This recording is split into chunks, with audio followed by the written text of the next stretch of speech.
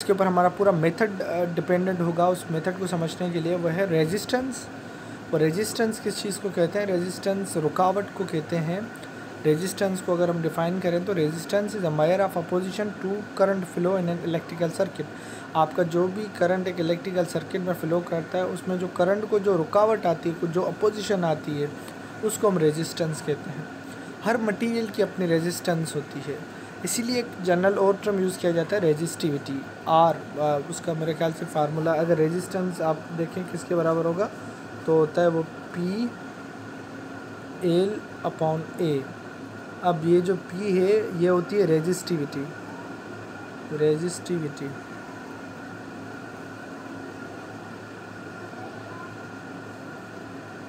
मैं थोड़ा मुश्किल से लिख पा रहा हूँ, चलें दोबारा से ट्राई करते हैं। R is equal to P L upon A। आपका जो रेजिस्टेंस है किस चीज़ के ऊपर डिपेंड करता है? P फॉर रेजिस्टिविटी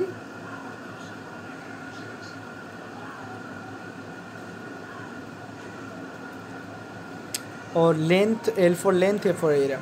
आप मतलब जितनी लेंथ ज़्यादा होगी उतनी रेजिस्टेंस ज़्यादा होगी। जाहिर बात है, एक आपकी जो वायर है वो काफ़ी एरिया तक जा रही है तो वो आप देखेंगे उसमें ड्रॉप आता है। वो इसलिए आता है क्योंकि ज़्यादा आपकी जैसे लेंथ बढ़ती है, जाहिर बात है नंबर ऑफ़ एटम बढ़ते हैं, कोलिजन बढ़ते हैं, तो इन सारी चीज़ों की वजह से लेंथ बढ़ने से आपकी रेजिस्टेंस बढ़ती है। उसके बाद है एरिया। एरिया जितना बड़ा होगा उतनी रेजिस्टेंस कम होगी, जितना एरिया कम होगा उतनी रेजिस्टेंस ज़्यादा होगी। छोटी छोटी वायर, अगर हम आपने घर पे भी देखा होगा, अगर आपके घर के अप्लाइंसेस में अगर बहुत ही छोटी वायर्स यूज़ होती हैं तो वो ज़्यादा उसके बस्ट होने के चांसेस ज़्यादा होते हैं, क्योंकि वो ज़्यादा करंट को विथ स्टैंड नहीं कर सकती, क्योंकि उनमें रेजिस्टेंस ज़्यादा होती है, ज़्यादा करंट को फ्लो होने ही नहीं दे सकती। और इसके अलावा भी टेम्परेचर के ऊपर भी आपका जो है वो रेजिस्टेंस डिपेंड होता है। तो ये जो ओवरऑल रेजिस्टिविटी है ये हर मटेरियल की अपनी होती है। और यहाँ पे रेजिस्टिविटी बताने का मकसद भी ये है कि आपको थोड़ा सा एक चीज़ जहन में आए कि आपका जो हर मटेरियल है वो जो करंट को अपोज़ करेगा, उसकी मुखालफत में जाएगा, वो अलग होगा। आपके रॉक्स अगर हैं नीचे बीनीथ द सरफेस, अगर रॉक्स हैं तो उनकी रेजिस्टिविटी अलग होगी। अगर बीनीथ द सरफेस आपके वाटर है उसकी रेजिस्टिविटी अलग होगी। बीनीथ द सरफेस आपका कोई रॉक के भी टाइप्स होते हैं, सेडिमेंट्री रॉक्स है या आपका कैल्शियम कार्बोनेट के रॉक्स हैं, किसके रॉक्स हैं उसकी रेजिस्टिविटी फिर वेरी करती है।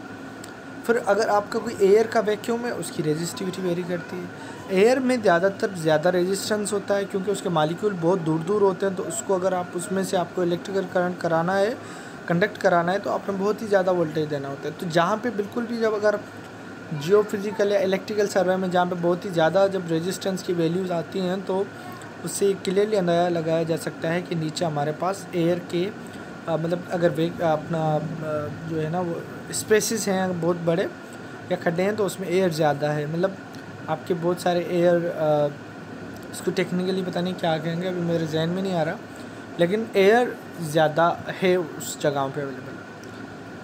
और रेजिस्टेंस मटेरियल पे इस तरह से डिपेंड करती है क्योंकि आपका जो करंट का जो फ्लो है वो डिपेंड करता है इलेक्ट्रॉन्स के जो आउटर शेल के इलेक्ट्रॉन है। एक एटम होता है, यहाँ पे थोड़ा सा शेप बनाओ, अगर हम सिंपलेस्ट एटम बनाएं, ये न्यूक्लियस हो गया छोटा सा, ये हमारे हो गए पहला शेल, ये दूसरा शेल और ये तीसरा शेल। अब यहाँ पे ये जो इलेक्ट्रॉन अंदर होते हैं या बल्कि माइनस से शो करता हूँ मैं, इलेक्ट्रॉन माइनस से यहाँ पे मैं शो कर रहा हूँ, सही, 2 4 6 7 8 और यहाँ पे 2 है। अब देखें आपके जो बाहर वाले इलेक्ट्रॉन है, ये इलेक्ट्रॉन आपके करंट कंडक्ट करते हैं। ये जो अंदर वाले हैं ये करंट कंडक्ट नहीं करते। अब हर मटेरियल के जो आउटर इलेक्ट्रॉन हैं वो उनकी तादाद अलग होती है। उसके बाद कि वो बॉन्डेड हैं या बॉन्डेड नहीं हैं, इस चीज़ के ऊपर डिपेंड करता है। ओवरऑल पूरे कंपाउंड के स्ट्रक्चर के ऊपर डिपेंड करता है कि उसका स्ट्रक्चर कैसा, उस हिसाब से वो करंट कंडक्ट करेगा या नहीं। कार्बन को आप देख लें, कार्बन में अगर ग्रेफाइट की हम बात करते हैं तो वो मेरे ख्याल से पैरेलल इलेक्ट्रिक करंट कंडक्ट करता है और परपेंडिकुलर नहीं करता। और कार्बन की और जो डिफरेंट एमोरमस और दूसरी जो फार्म्स हैं वो कुछ उसमें से करंट कंडक्ट करती है और काफ़ी सारी नहीं करती, लेकिन ग्रेफाइट करता है। और ग्रेफीन भी एक किस्म का भी आया है, वो तो इवन सुपर कंडक्टर है, उसको मेरे ख्याल से पैरेलल उसमें से करंट फ्लो कराया जाता है या ऐसा कुछ है। तो आपका जो ओवरऑल जो मटेरियल है उसकी जिस चीज़ से बना हुआ है उस चीज़ के ऊपर उसकी रेजिस्टिविटी डिपेंड करती है। अब रेजिस्टिविटी ज़ाहिर बात है, इंटरनल इलेक्ट्रॉन्स कितने हैं, फिर बाहर वाले इलेक्ट्रॉन के ऊपर वो वो उसको अपनी अंदर की तरफ ऐसे खींचते हैं, ये चीज़ होती है। फिर आपका शेल कितना दूर है न्यूक्लियस से, न्यूक्लियस ये बीच में रहा, अब यहाँ से आपका शेल कितना दूर है, इस चीज़ के ऊपर भी डिपेंड करती है आपकी रेजिस्टिविटी। तो मतलब अगर हम सिंपल कह लें तो मटेरियल के ऊपर डिपेंड करती है, हर मटेरियल की अपनी रेजिस्टिविटी होती है। और फिर उस रेजिस्टिविटी वैल्यूज़ को यूज़ करके हम अंदाज़ा लगा सकते हैं कि हमारे सब सरफेस में नीचे क्या फॉर्मेशन है।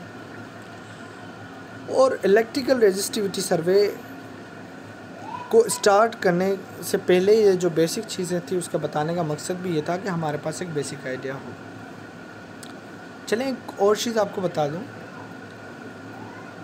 इलेक्ट्रिकल रेजिस्टिविटी सर्वे या इलेक्ट्रिकल सर्वे मेथड ऐसे हमारा सर्वे मेथड होता है जो कि ग्रेविटी सर्वे की तरह ये भी नॉन डिस्ट्रक्टिव होता है, लेकिन कुछ हद तक डिस्ट्रक्टिव भी होता है। मतलब जब आप इलेक्ट्रोड्स वगैरह ज़मीन में लगाते हैं, अब मिसाल के तौर पे आपने ये एक सरफेस है, बल्कि मेरे सही नहीं बना, ये सरफेस है, इसके ऊपर आप ऐसे इलेक्ट्रोड लगाते हैं डिफरेंट, तो एक तो डैमेज तो होता है, तो हम थोड़ा सा, लेकिन इतना ज़्यादा नहीं, इसमें आप ज़्यादा डिस्टर्बेंस नहीं होता। फिर इससे हमें एक बेस्ट पॉसिबल तो नहीं कह सकते, लेकिन फिर भी काफ़ी अच्छा एक सब सरफेस का हमें पता चल सकता है।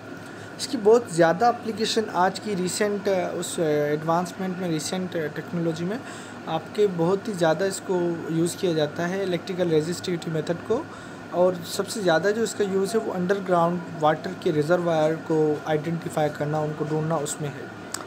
यहाँ पे बदीन में हमारे एक टीचर थे सर गुलाम दस्तगीर, वो और उनके कुछ कलीग हैं, वो भी एक किस्म का अपना एक उनकी एक कंपनी है, अभी मुझे नाम याद नहीं आ रहा, लेकिन वो भी ये आप इलेक्ट्रिकल रेजिस्टिविटी सर्वे का मेथड यूज़ करके अंडरग्राउंड वाटर को वो आइडेंटिफाई करते हैं कि उसके एक्वाफायर्स कहाँ पे अवेलेबल हैं। ज़ाहिर बात है, बदीन की हम बात कर लें, थर साइड पे हम चले जाते हैं तो वहाँ पे हमारे पास बहुत ही कम वाटर की अवेलेबिलिटी है। तो अगर हम इलेक्ट्रिकल रेजिस्टिविटी मेथड को यूज़ कर रहे हैं और उससे अगर हमें ग्राउंड एक्वाफायर्स का पता चल रहा है तो हमारे लिए डबल गेन सिचुएशन है, क्योंकि वाटर शॉर्टेज बहुत ज़्यादा है वहाँ पे। अगर हमें एक वैसे अगर हम जाके सीधा ड्रिल करते हैं 40, 50, 60, 70, 80 फीट तक चले जाते हैं, लेकिन कोई पानी नहीं मिलता, क्योंकि वो एक हम अंधेरे में एक तीर चला रहे होते हैं। लेकिन जब आप वहाँ पे अगर आप पहले एक सर्वे करें उस एरिया के ऊपर, आप देखें कि कहाँ पे एक्वाफायर्स हो सकते हैं, उसके बाद आप वहाँ पे ड्रिलिंग करते हैं, तो गारंटीड आप 90% चांसेस है कि आप सक्सेसफुल होंगे। तो अंडरग्राउंड में बहुत ही ज़्यादा यूज़ किया जाता है, क्योंकि इतना ज़्यादा भी एक्सपेंसिव नहीं होता और आप इजीली वाटर की जो है वो बता सकते हैं। इवन सर हमारे जो हैं वो हमें, जब मैं उनसे मिला था तो हमें ये भी कह रहे थे कि आपका ये जो इलेक्ट्रिकल रेजिस्टिविटी सर्वे जो हम करते हैं, बल्कि वो सिर्फ उन्होंने कहा कि रेजिस्टिविटी सर्वे वो कहते हैं, तो वो उन्होंने कहा कि रेजिस्टिविटी सर्वे के तहत हम इवन वाटर जो नीचे मौजूद है उसका TDS टोटल डिज़ोल्व सॉलिड्स उसमें कितने हैं वो भी हम मालूम कर सकते हैं। दैट इज़ क्वाइट अमेजिंग कि आप टेक्नोलॉजी यूज़ करके इतने सारे फ़ायदे ले सकते हैं। बहुत ज़्यादा इसकी और भी एप्लीकेशन है। फॉल्ट को, नीचे कोई ज़मीन में क्रैक हैं उनको आइडेंटिफाई करना। ज़मीन में मिसाल के तौर पे एक ऐसा होता है ना कि आपने रोड बनाना है और आपने रोड बना लिया, फिर आफ्टर सम टाइम पता चलता है कि रोड एक जगह से यूँ धंस क्यों गया? क्योंकि नीचे जो है वो एक एयर चैम्बर था और आपने पहले उस एरिया को स्टडी नहीं करा था, तो अब वो धंस गया क्योंकि उसके ऊपर जैसे फोर्स पड़ी वो नीचे चला गया। लेकिन अगर हम पहले एक सर्वे कर लें उस एरिया का, हम अंदाज़ा लगा लें कहाँ पे ये हो सकता है, तो फिर हम ऐसे जो जब भी रोड या कोई भी कंस्ट्रक्शन करेंगे वो नीचे धंसेगी नहीं। तो ये भी दूसरी एक मेन एप्लीकेशन है आपकी इलेक्ट्रिकल मेथड की, इलेक्ट्रिकल रेजिस्टिविटी सर्वे की, जिससे कि हमें ये पता चल सकता है कि आपका नीचे क्या है सब सरफेस का। तो यही था इस वीडियो में, हमने जनरल चीज़ें डिस्कस करी हैं और हो सकता है इस वीडियो के 2 पार्ट्स भी बना दूँ।